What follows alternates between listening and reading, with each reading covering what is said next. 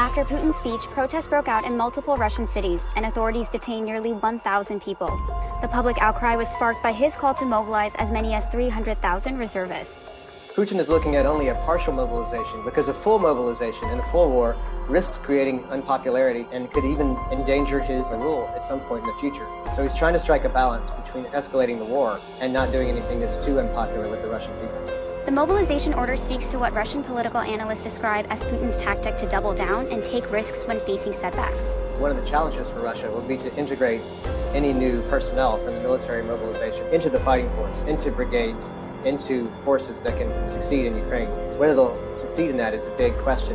Для защиты России и нашего народа мы, безусловно, используем все имеющиеся в нашем распоряжении средства. Это не блеф. Вашингтон пытается превратить весь земной шар в свой задний двор. Инструмент принуждения несогласных, незаконные односторонние санкции, которые долгие годы принимаются в нарушении устава и задействуются как инструмент политического шантажа.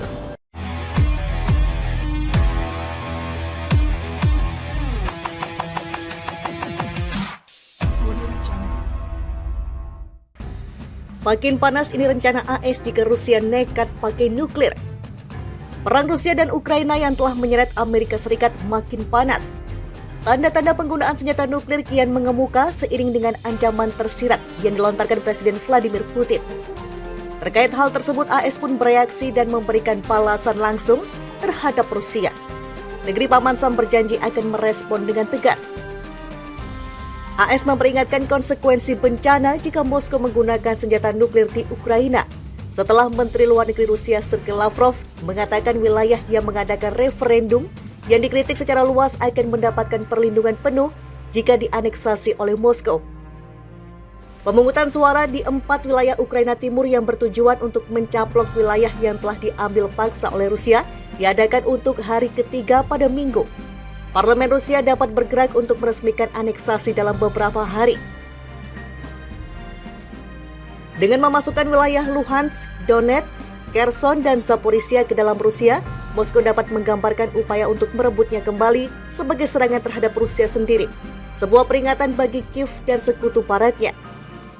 Penasihat Keamanan Nasional AS Jake Sullivan mengatakan pada hari Minggu bahwa Amerika Serikat akan menanggapi setiap penggunaan senjata nuklir Rusia terhadap Ukraina dan telah menjelaskan kepada Moskow konsekuensi bencana yang akan dihadapinya. Jika Rusia melewati batas ini, akan ada konsekuensi bencana bagi Rusia. Amerika Serikat akan merespon dengan tegas, kata Sullivan kepada NBC, dikutip dari Reuters Selasa 27 September 2022. Peringatan AS terbaru mengikuti ancaman nuklir terselubung yang dibuat pada hari Rabu oleh Presiden Vladimir Putin yang mengatakan Rusia akan menggunakan senjata apapun untuk mempertahankan wilayahnya. Menteri Luar Negeri Sergei Lavrov pun membuat poin lebih langsung pada konferensi pers pada hari Sabtu setelah pidato di Majelis Umum PBB di New York, di mana ia mengulangi klaim bahwa serangan diluncurkan ke Ukraina karena pemerintah terpilih di Kiev secara tidak sah dipasang dan diisi dengan neo-Nazi. Ditanya apakah Rusia akan memiliki alasan untuk menggunakan senjata nuklir untuk mempertahankan wilayah yang dicaplok, Lavrov mengatakan wilayah Rusia termasuk wilayah yang lebih diabadikan dalam konstitusi Rusia di masa depan, berada di bawah perlindungan penuh negara. Putin teror Ukraina pakai nuklir, ini reaksi Zelensky. Presiden Ukraina Volodymyr Zelensky membuat penilaian serius atas ancaman dari Presiden Rusia Vladimir Putin terkait rencana penggunaan nuklir dalam perang dengan negara tetangganya yang disebutkan pada akhir pekan lalu. Rusia menggunakan senjata nuklir bisa menjadi kenyataan, kata Zelensky dalam program CBS Face the Nation pada Minggu 25 September 2022, dikutip dari CNBC International. Dia ingin menakuti seluruh dunia, ini adalah langkah pertama dari pemerasan nuklirnya. Saya tidak berpikir dia menggertak, tambah Zelensky. Sebelumnya Putin memperingatkan Barat bahwa penggunaan nuklir bukanlah gertakan semata. Rusia tegasnya akan melakukan segala cara untuk melindungi wilayahnya. Ia bahkan menggarisbawahi ancaman nuklir Rusia, di mana Moskow memiliki berbagai alat penghancur untuk melindungi negaranya. Saya ingin mengingatkan Anda bahwa negara kami juga memiliki berbagai alat penghancur untuk melindungi Rusia dan rakyat. Kami pasti akan menggunakan semua cara yang kami miliki, tegas Putin pada Jumat 23 September 2022 lalu. Dengan ini Putin pun mengatakan sudah menandatangani dekret khusus. Mobilisasi parsial sendiri menempatkan Rusia di situasi perang di mana wajib militer warga menjadi keharusan. Pengumuman mobilisasi parsial itu berarti bahwa semua pihak di negeri itu harus berkontribusi lebih pada upaya perang, bukan cuma warga tapi juga bisnis. Sebuah referendum yang dipimpin Rusia sedang berlangsung di wilayah Ukraina yang telah diduduki oleh Rusia sejak serangan pada 24 Februari.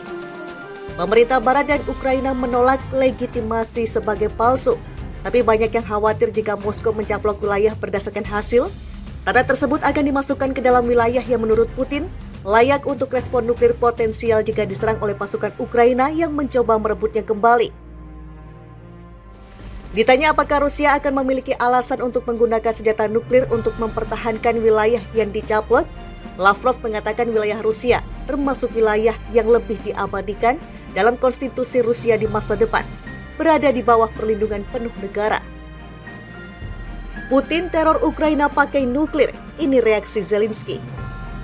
Presiden Ukraina Volodymyr Zelensky membuat penilaian serius atas ancaman dari Presiden Rusia Vladimir Putin terkait rencana penggunaan nuklir dalam perang dengan negara tetangganya yang disebutkan pada akhir pekan lalu.